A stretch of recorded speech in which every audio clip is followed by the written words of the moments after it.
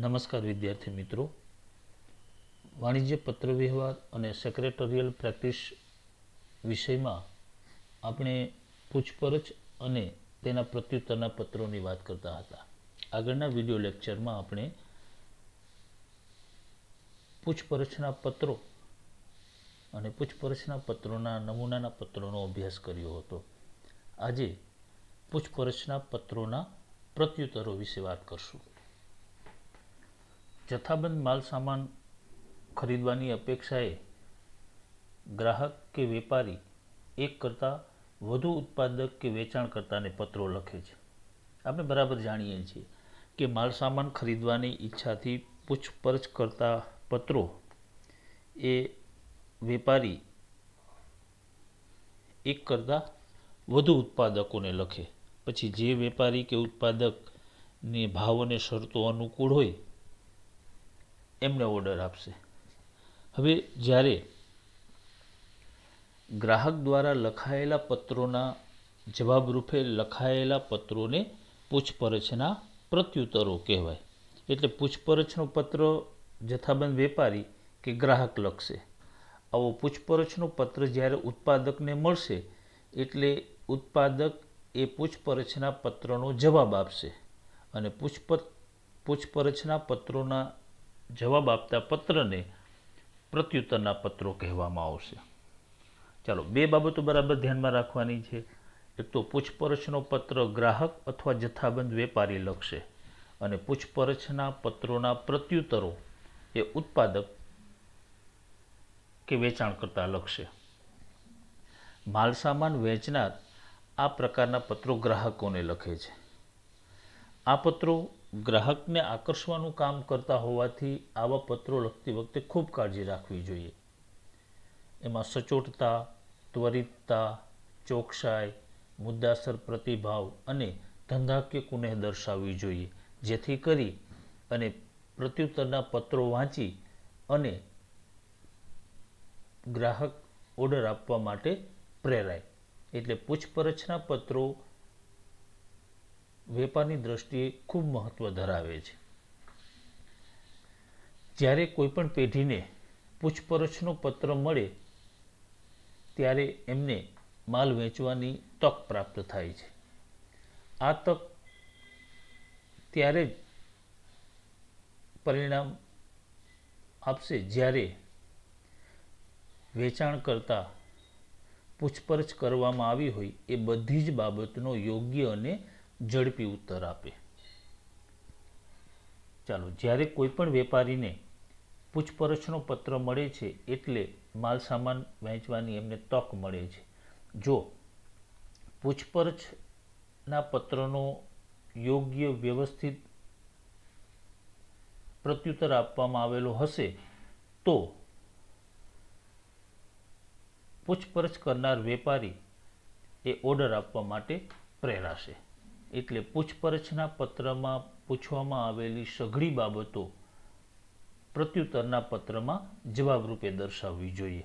વળી કેટલીક વાર પ્રગતિશીલ વેપારીઓ છે એ પૂછવામાં આવેલી હોય એ સિવાયની વિશેષ બાબતો પણ જણાવે છે કે જેથી કરી અને જથ્થાબંધ વેપારી કે ગ્રાહકને ભવિષ્યમાં એ ચીજવસ્તુઓ ખરીદવાની જરૂર પડે તો ઓર્ડર આપવા માટે તૈયાર થાય.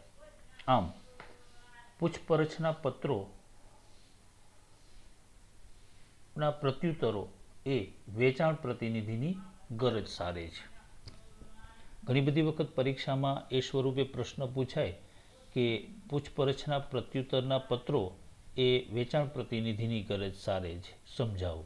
તો આપણે આ બાબતોનો બરાબર ખ્યાલ રાખશું કે પૂછપરછના જવાબરૂપે લખાયેલા પ્રત્યુત્તરો એ યોગ્ય રીતે ચોકસાઈથી મુદ્દાસર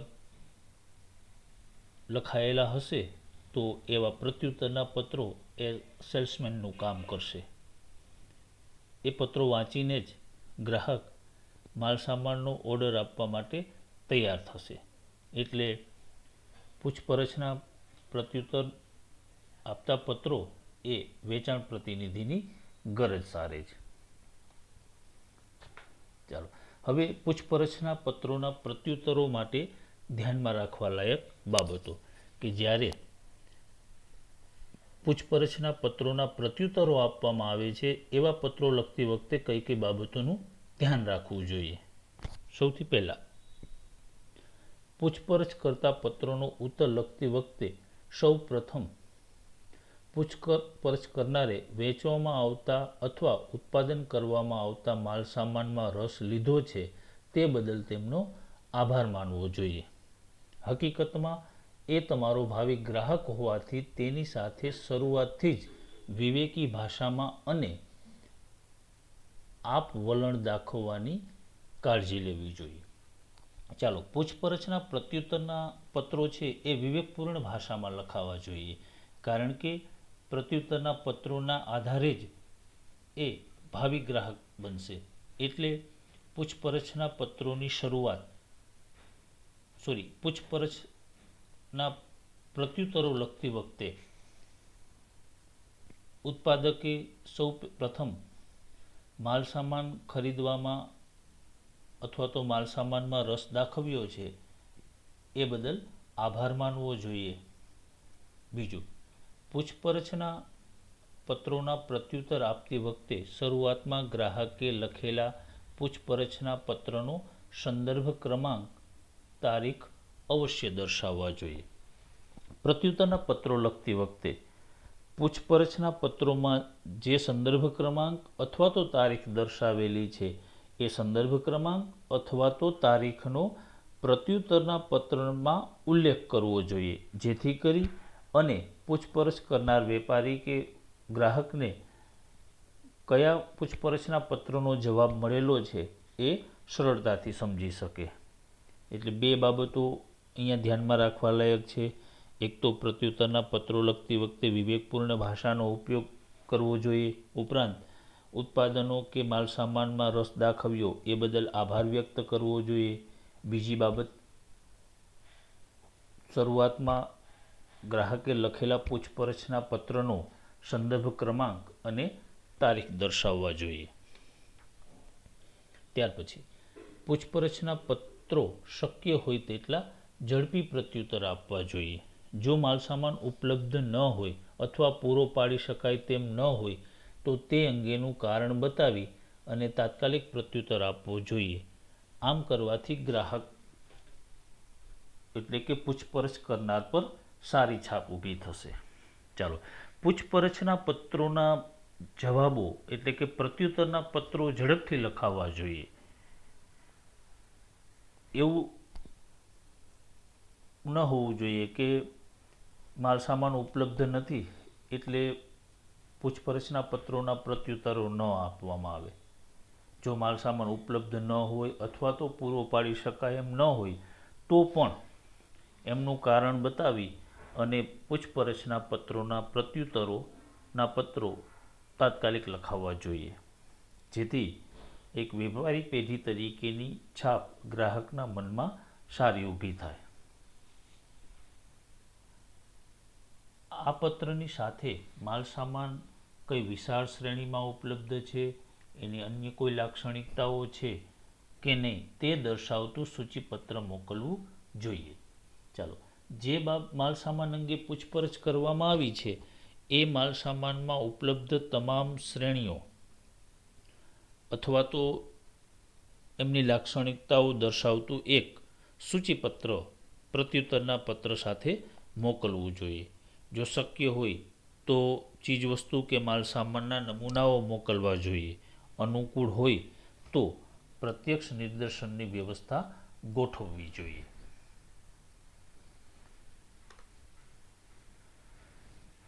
માલસામાન ખરીદ વેચાણ અંગે નાણાંની ચૂકવણીની રીત એટલે કે રોકડ, ચેક, ડ્રાફ્ટ, ઓનલાઈન પેમેન્ટ વગેરે અંગે તથા શાખના સમયગાળા અંગે સ્પષ્ટતા કરવી જોઈએ.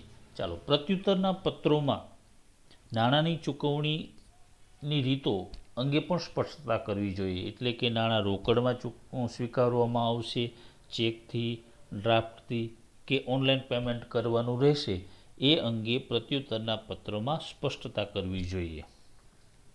માની લઈએ કે શાખ પર માલ મેળવવા માગે છે, શાખ પર એટલે આમ સામાન્ય ભાષામાં કહીએ તો ઉધાર ક્રેડિટથી ચોક્કસ સમય પછી એ માલના નાણાં પરત કરવાના છે. જો શાખ પર માલ મેળવવા માગતા હોય તો અથવા તો શાખના સમયગાળા અંગે સ્પષ્ટતા કરવી જોઈએ. ત્યાર પછી માલસામાન કયા માર્ગે કયા સાધન દ્વારા કોના ખર્ચે મોકલી આપવામાં આવશે તેની સ્પષ્ટતા કરવી જોઈએ. ચાલો, માલસામાન કયા માર્ગે મોકલવામાં આવશે, સડક માર્ગે, હવાઈ માર્ગે કે દરિયાઈ માર્ગે, કયા સાધનો દ્વારા મોકલવામાં આવશે, ટ્રાન્સપોર્ટમાં મોકલવામાં આવશે, ટ્રેન દ્વારા અથવા તો પ્રાઇવેટ વાહન દ્વારા મોકલવામાં આવશે, કોના ખર્ચે મોકલવામાં આવશે તેની સ્પષ્ટતા પણ પ્રત્યુત્તરના પત્રમાં કરવી જોઈએ. જો માલસામાનને વીમાથી આરક્ષિત કરવામાં આવ્યો હોય તો તેનો ખર્ચ કોણ ભોગવશે તેની સ્પષ્ટતા પણ કરવી જોઈએ. એટલે કે માલસામાનના પરિવહનનો વીમો લીધેલો હોય તો એવા સંજોગોમાં આ વીમાના પ્રીમિયમની રકમ કોણ ભોગવશે તેની સ્પષ્ટતા પણ કરવી જોઈએ. વેચનાર પક્ષે ગ્રાહકને અનુકૂળ પેકિંગ વ્યવસ્થા છે કે નહીં તે જણાવવું જોઈએ.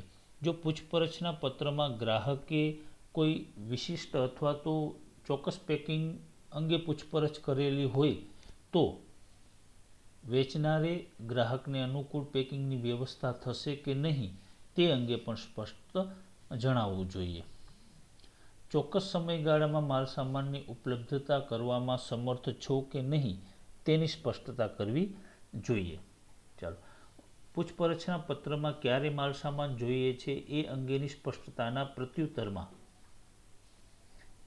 પૂછપરછના પ્રત્યુત્તરમાં ચોક્કસ સમયગાળામાં માલસામાન ઉપલબ્ધ થશે કે નહીં તે અંગે પણ પ્રત્યુત્તરના પત્રોમાં જણાવવું જોઈએ.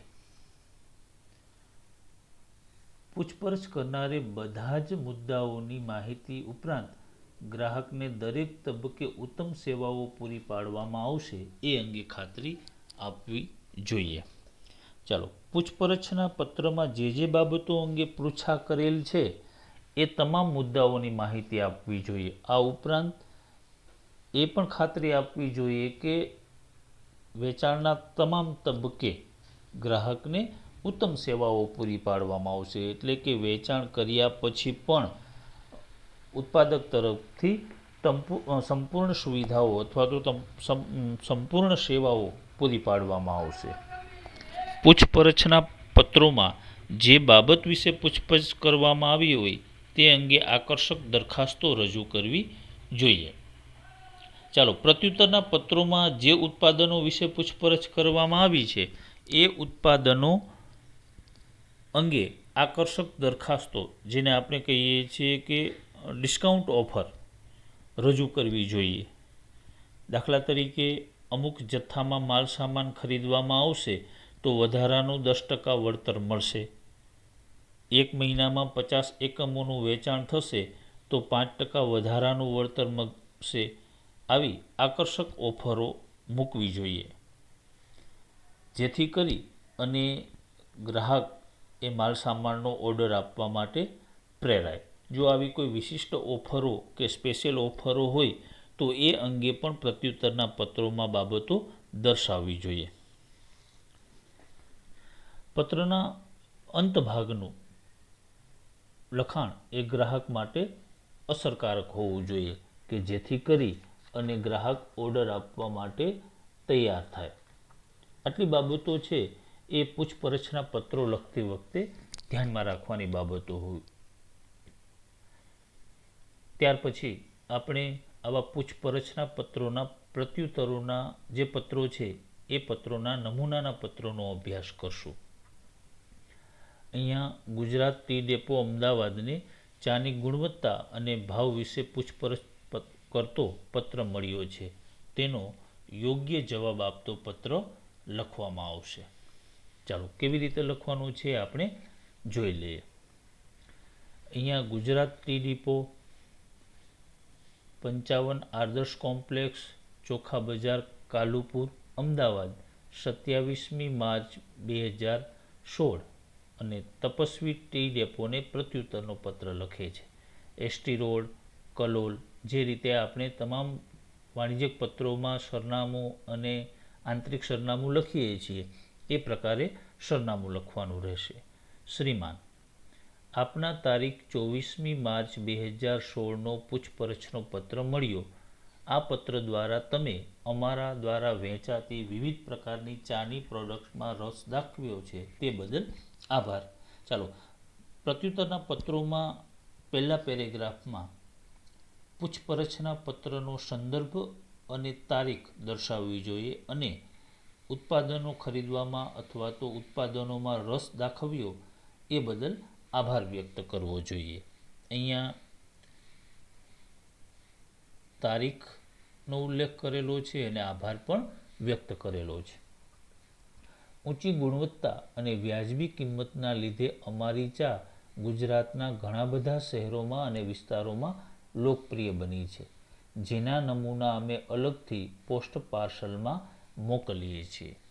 આ પત્રની સાથે અમારું સૂચિપત્ર અને ભાવપત્ર પણ તમને મોકલીએ છીએ. ચાલો, હવે પ્રત્યુત્તરના પત્રના સેકન્ડ પેરેગ્રાફમાં, બીજા પેરેગ્રાફમાં પૂછપરછના પત્રોના જે મુદ્દાઓ હતા એમના પ્રત્યુત્તરો આપવાના છે. સૌથી પહેલાં અહીંયા ગુજરાતના બધા જ શહેરોમાં સારું વેચાણ ધરાવે છે. ઉપરાંત ચાના સેમ્પલ નમૂનાઓ પણ અલગથી પોસ્ટ પાર્સલમાં મોકલીએ છીએ એવો ઉલ્લેખ કરેલો છે. આ ઉપરાંત સૂચિપત્ર અને ભાવપત્ર પણ મોકલવામાં આવે છે. અમારા દ્વારા 20,000 કે તેથી વધુ રકમના ઓર્ડર પર 5% વધારાનું વળતર આપવામાં આવે છે. જો કોઈ ખાસ ઓફર હોય તો એ દર્શાવવાની છે. અહીંયા 20,000 કે તેથી વધુ સામાનની ખરીદી ઉપર 5% વધુ વળતર આપવામાં આવશે એવી સ્પષ્ટતા કરેલી છે. તમામ માલસામાન અમારા ટ્રાન્સપોર્ટ વ્યવસ્થા દ્વારા જ મોકલવામાં આવે છે, તેથી વહન ખર્ચ અંગેની જવાબદારી અમારી રહેશે. એટલે માલ પરિવહન અંગેની સ્પષ્ટતામાં અમારા ટ્રાન્સપોર્ટ દ્વારા મોકલવામાં આવશે અને ખર્ચ પણ અમારા તરફથી ભોગવવામાં આવશે. ઓર્ડર મળ્યેથી 10 દિવસમાં માલસામાન રવાના કરવામાં આવશે. ચાલો, ઓર્ડરના અમલનો સમયગાળો પણ અહીંયા દર્શાવી દીધો કે જ્યારે ઓર્ડર મળશે ત્યારથી 10 દિવસમાં માલસામાન રવાના કરવામાં આવશે.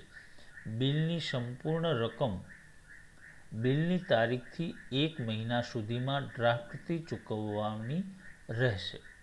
નાણાંની ચૂકવણી અંગેની બાબતોની સ્પષ્ટતામાં બિલની રકમ ડ્રાફ્ટથી અને બિલ મળ્યાથી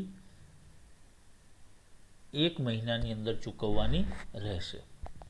ઉચ્ચ ગુણવત્તા અને ન્યૂનતમ ભાવ સાથે અમારી શરતો આપને ચોક્કસ અનુકૂળ આવશે અને મોટો ઓર્ડર આપશો એવી અપેક્ષા રાખીએ છીએ.